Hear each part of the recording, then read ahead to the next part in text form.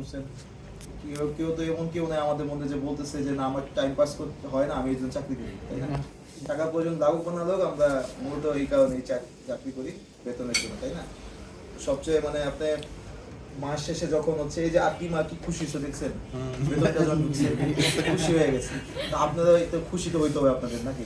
আমি কিন্তু একটু একটু ইনফর্মাল ওয়েতে ক্লাস নেই, কালকে আমাকে দেখছেন খুব দৌড়াদৌড়ি করতে, ঠিক আছে? আমি হচ্ছে মোহাম্মদ শাফাত মুস্তফা, তত্ত্বাবধায়ক প্রশাসন রিপোর্টে 34তম বিসিএস নন ক্যাডার থেকে জয়েন করছি 2000 কবে জয়েন করছি? 17তে মনে হয়, না 17তে জয়েন করছি, 7 বছর হইলো আর কি, 17তে জয়েন করছিলাম, অনেকদিন হয়ে গেছে তো মনে নাই এক্স্যাক্টলি। এর আগে ছিলাম ব্যাংকে, সোশ্যাল ইসলাম ব্যাংকে ছিলাম, প্রিন্সিপাল অফিসার ছিলাম, ওই অবস্থা থেকে এখানে জয়েন করছি আর কি। তার আগে বাংলাদেশ স্কাউটসের অ্যাসিস্ট্যান্ট ডিরেক্টর ছিলাম 6 মাস, ব্যাংকে ছিলাম 4 বছর, তারপর নিপোর্টে আছে, আর কোথাও হচ্ছে সুযোগ নেই, আর মানে এ আর কি, যেহেতু বয়স টয়স নাই। আমি আসলে আমার আমি ঢাকায় স্থানীয়, আমি হোম ডিস্ট্রিক্ট নরসিংদী, বা ঢাকাতে আমি সেটেল, আমার বাসা হচ্ছে কমলাপুর জসীমউদ্দিন। তো আপনারা সবাই যেহেতু মেডিকেল স্টুডেন্ট, ডেফিনেটলি খুব ব্রাইট এবং মেরিটোরিয়াস, রিপোর্টে জয়েন করছেন, ওয়েলকাম।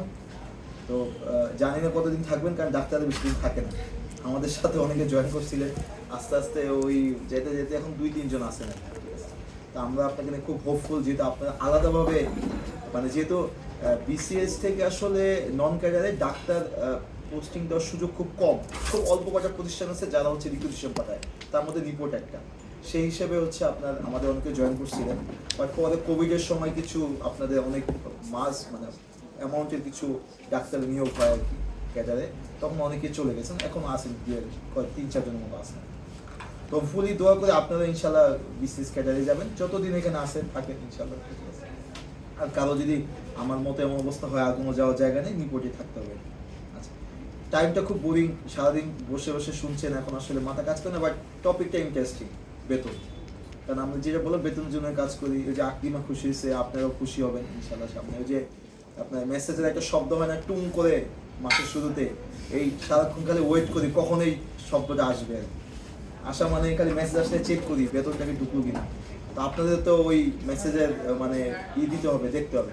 আচ্ছা, এখন আমি প্রথমেই বলি, আমি যে বলছি আমি কোনো পাওয়ার পয়েন্ট বা এগুলো কিছু ইউজ করবো না, আপনাদের 2টা লিঙ্ক কিংবা ইটি দেখাবো।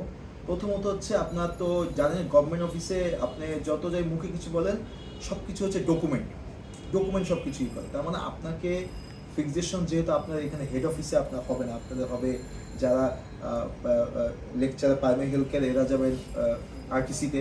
নিপোর্ট সম্পর্কে একটা আইডিয়া আছে আপনার, যেমন আরটিসিতে আমাদের 20টা উপজেলায় আছে, 21তমটা এখনো অফিসিয়ালি ওপেন হয় না, বাট নওগাঁ পোস্টে আমাদের একটা অফিস আছে। সব 20টায় আপনাদের হয়তো 13 জনকে বিভিন্ন জায়গায় হয়তো পদায়ন করা হবে।